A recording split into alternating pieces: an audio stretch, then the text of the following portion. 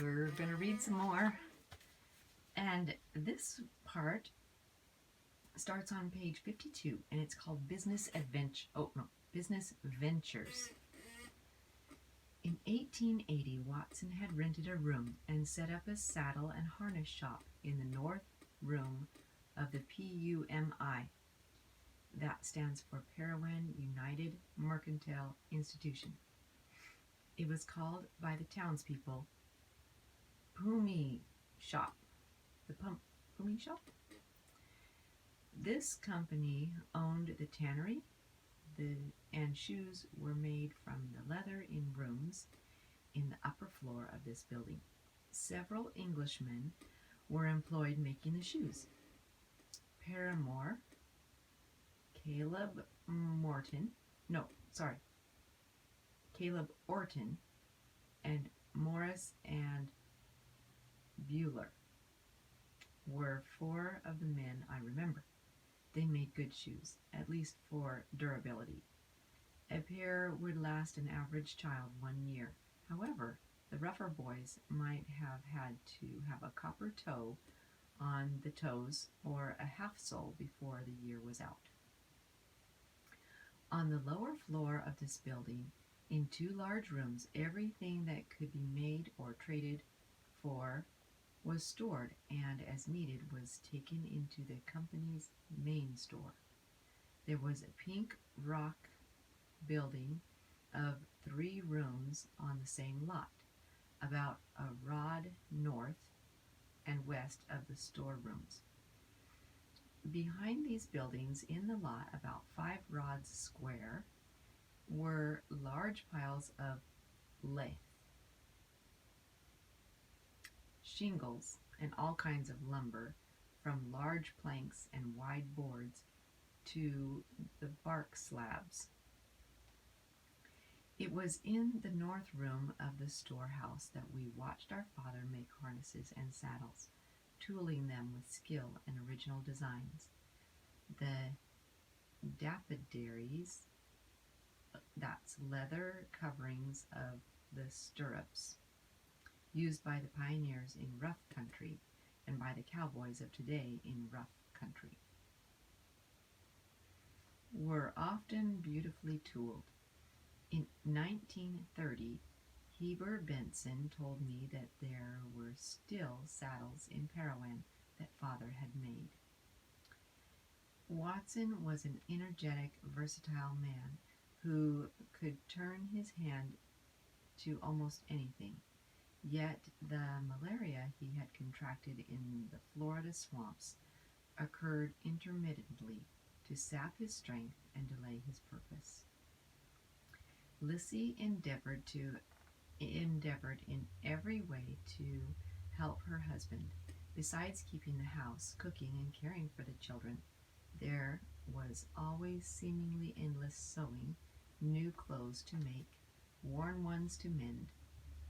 Lissy made all of the clothes for herself and children, and even made shirts and underwear for her husband, before she owned a sewing machine. And they owned one of the first sewing machines in Parowan. These clothes were made by hand with her small, even running stitches interspersed about every half inch with back stitches for strength. She loved beauty in every form and delighted especially in hand embroidery. Her embroidery would have to be seen to be fully appreciated. It was done with almost machine-like precision. In her later life, she made a collar for one of her dresses of a sampler she had embroidered in small scallops about the size of the end of her little finger.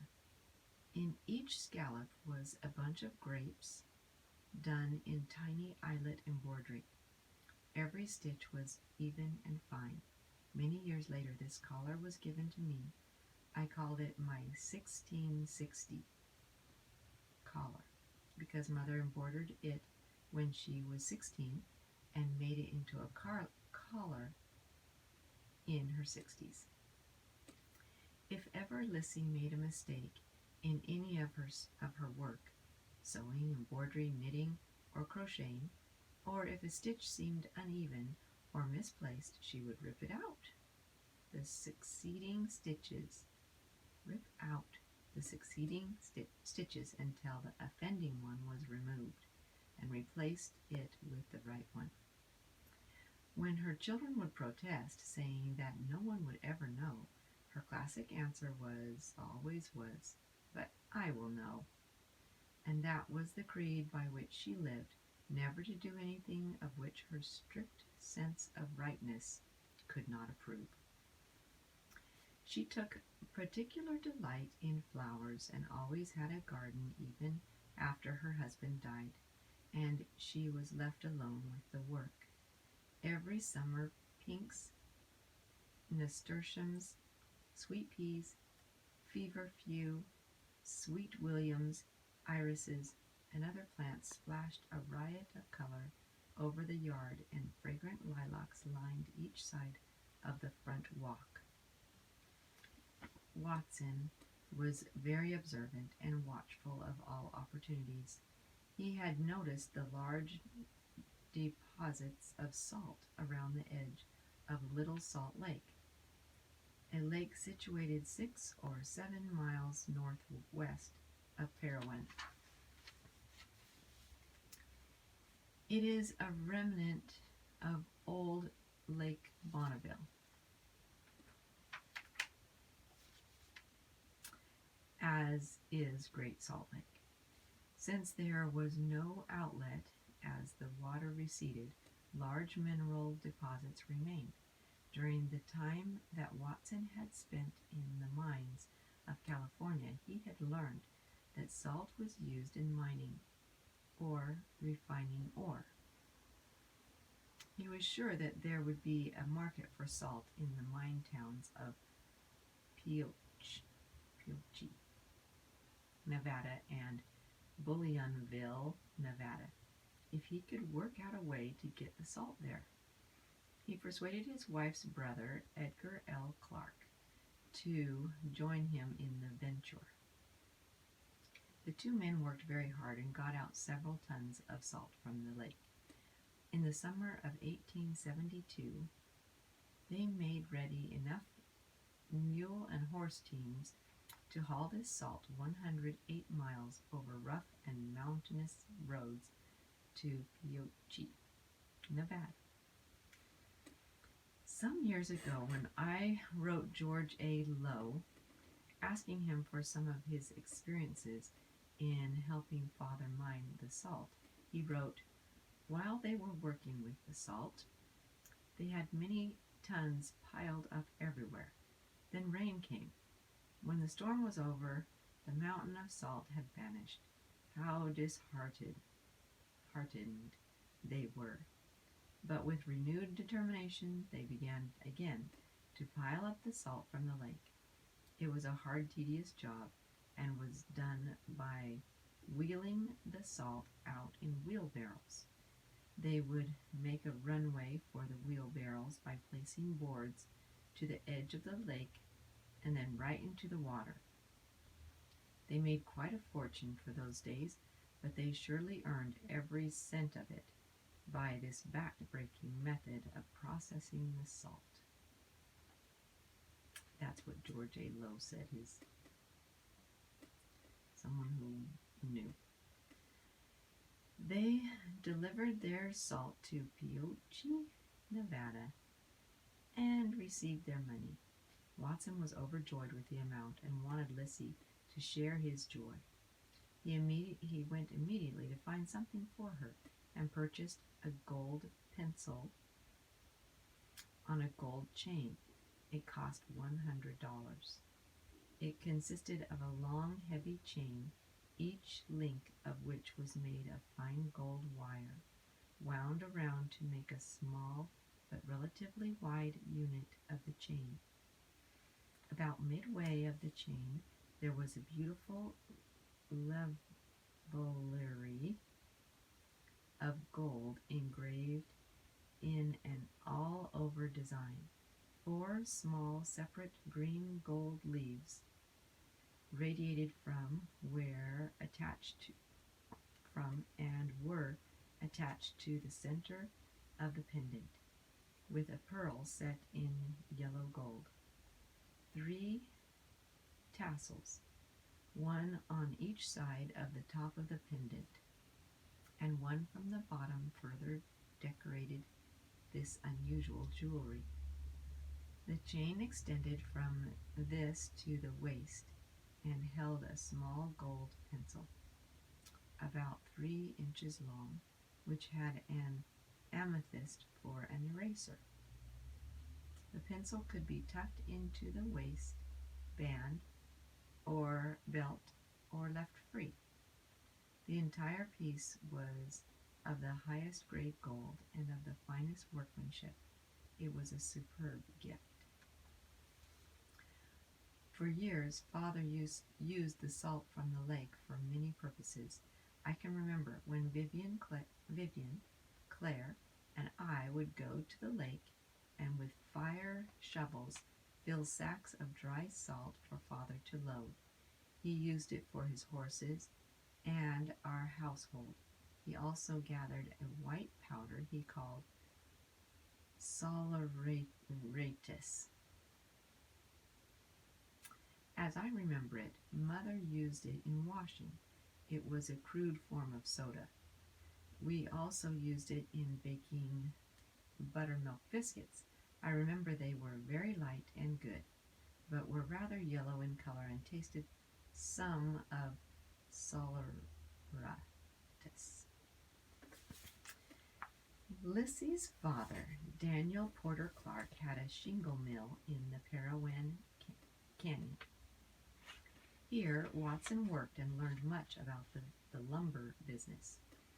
However, he was not content to stay there. He was young and spirited, and so was his brother-in-law, Edgar. I think that's the same Edgar L. Clark, yeah, but they say his middle name. Leonidas Clark. Watson liked working on his own, so the two men got together and decided to get a sawmill of their own. Parowan mountains were thick with pine trees, and they felt they would do very well in the lumber business. The nearest place to purchase machinery was St. Louis, Missouri. They sent there for everything they would need and had it shipped by train to Salt Lake City, Utah. This was the nearest railroad terminal to Parowan. It was nearly 300 miles away. Edgar Clark and his good friend Oscar Lyman went to Salt Lake with mule and horse teams and hauled the equipment from Salt Lake City to Parowan. This trip took them 6 weeks. Oscar's brother, William, told me that he rode a mule out from Parowan about 25 miles to meet the two men. The mule was to replace a horse that had given out. Sometimes there's some marks on the pages. This has Oscar Lyman's, there's red under it. Oscar Lyman is a great-grandfather.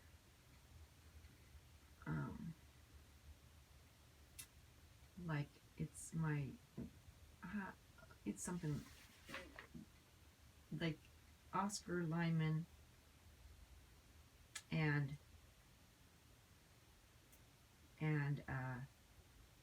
Lorenzo Dow Watson, their children married, who, yeah, was George and Pearl, I think. So anyway, every once in a while there's some things that are highlighted and it means something to somebody who has had this and marked it before. Probably my mom or my brother. Okay, the machinery was hauled to the mountains and set up in second left-hand canyon, about 10 miles southeast of town. This mill proved to be an asset to the little community, as it furnished work for many of the town boys and men. There was sale for all the lumber at a moderate price.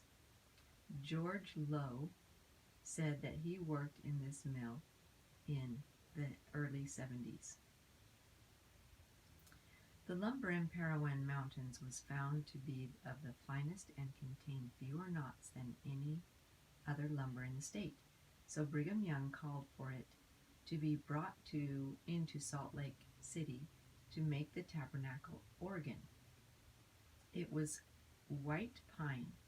Grandfather Clark took some of the finest lumber he could find to Salt Lake City and donated it for the organ building. I'm just going to say, the building of this organ, the tabernacle organ. Okay. Lumber from Watson and Edgar's mill and shingles from Grandfather Clark's mill were hauled throughout Utah and southern Nevada. Parowan built a rock meeting house at this time. Watson and Edgar donated all the lumber for the basement floor. Grandfather Clark donated shingles for the same building.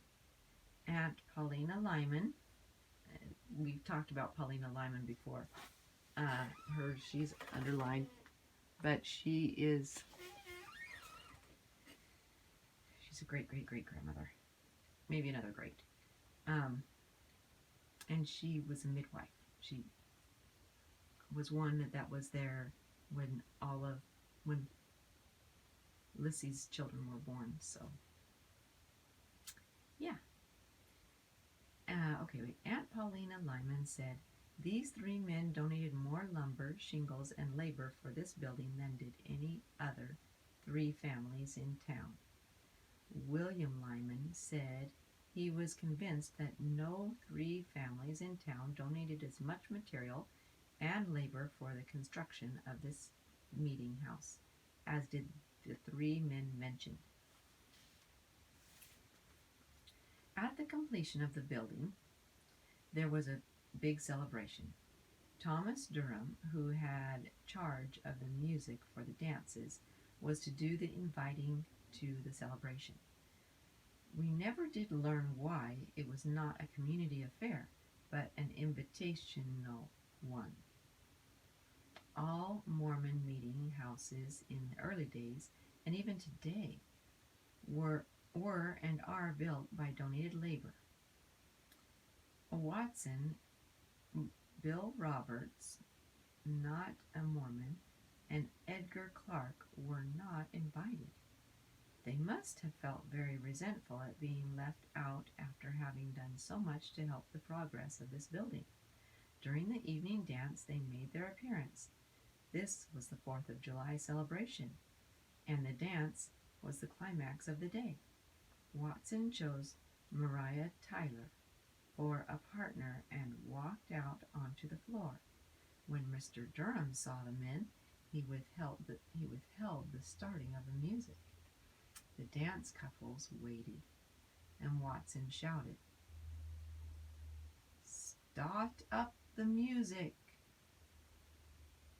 Watson was asked to leave and objected. For this act, he was disfellowshipped in 1872. Watson asked again and again to be reinstated in the church, and finally had to write the general authorities in Salt Lake City. They, over the heads of the authorities of Parowan, reinstated Watson in the church. Silver was accidentally found in the Sandstone Hill, 1½ miles northwest of Leeds, Washington County, Utah. It is a rarity to ever find silver in sandstone. A number of stories are told as to how this was discovered. One of the stories gives most of the credit to a Mr. Murphy, an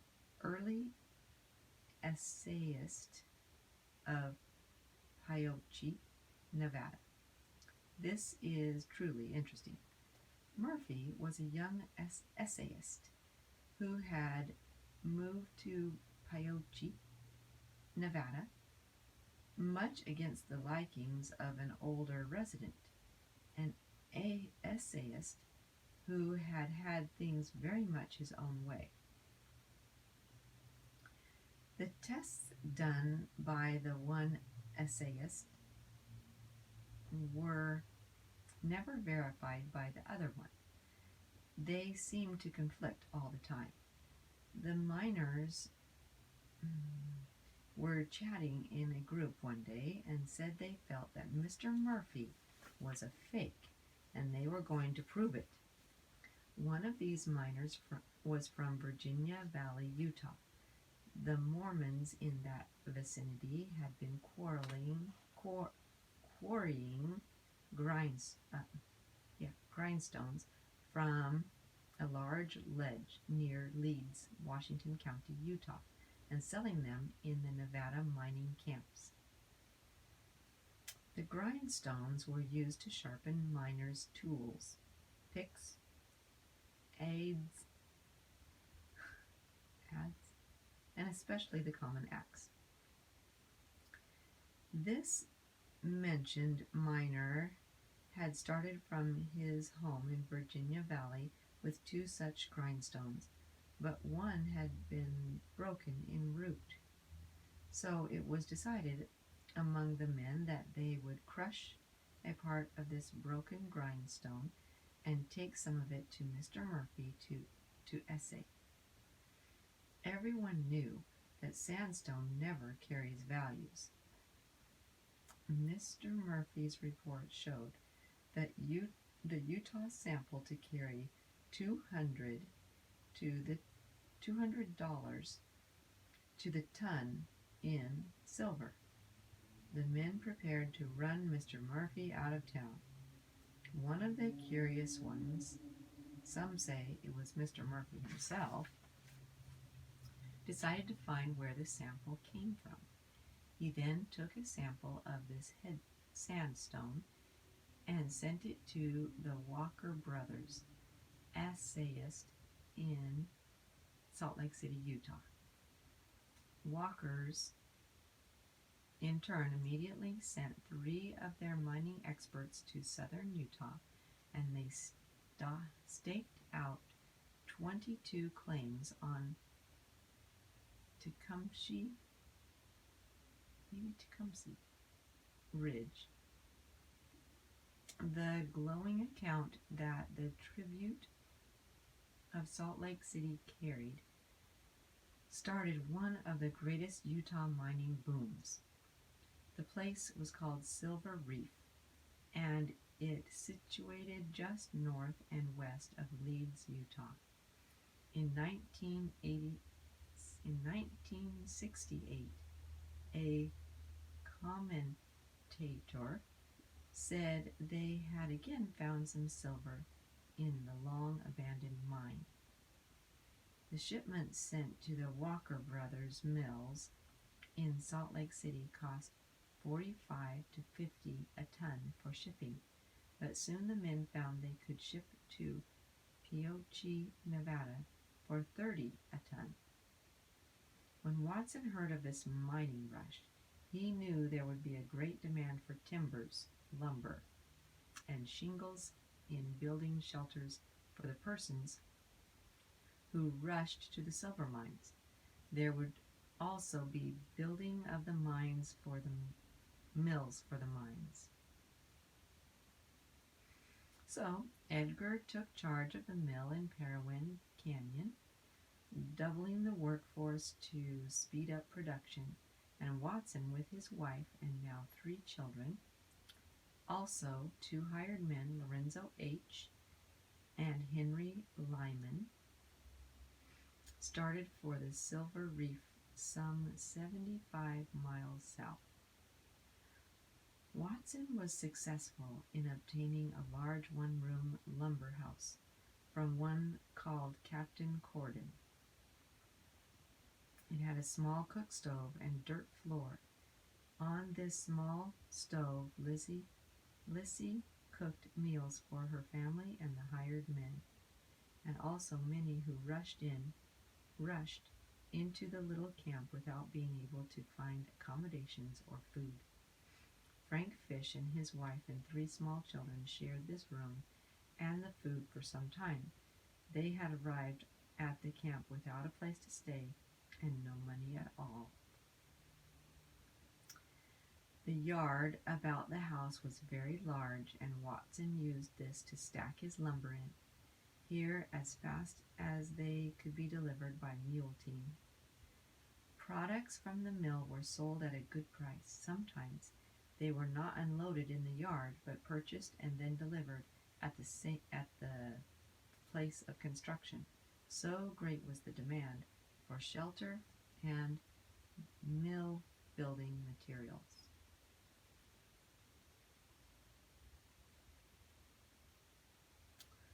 Okay, Vivian and I had some interesting experiences here in this mining town. I remember one day we were watching Henry Lyman comb his hair, and as he stepped backward, he completely disappeared. We both gasped. It was sheer magic. He had fallen through the trap door to the cellar. When he was brought up, how happy we were to know that that pretty man did not have hurty places. No bones were broken. How long Father kept this place and continued the sale of his lumber at Silver Reef, I do not know, and have been unable to find out. Lissy and children were taken to Parowan in time for the birth of their 4th child on August 2nd, 1877. The little girl was named Rural Pearl. Father said he had found gold in California, silver in southern Utah, and now, when this golden-haired girl came, she was a pearl, a real country pearl. She proved true to her name all her life. She was a gem of great worth. And that pearl, that rural pearl, is the grandmother that I come from, the girl that I come from. And you too, I suppose, if you're listening to this and you're one of my children or brothers or sisters, something like that, relations. Okay, that's where I'm stopping. And we shall read some more again another time. Thank you. Bye.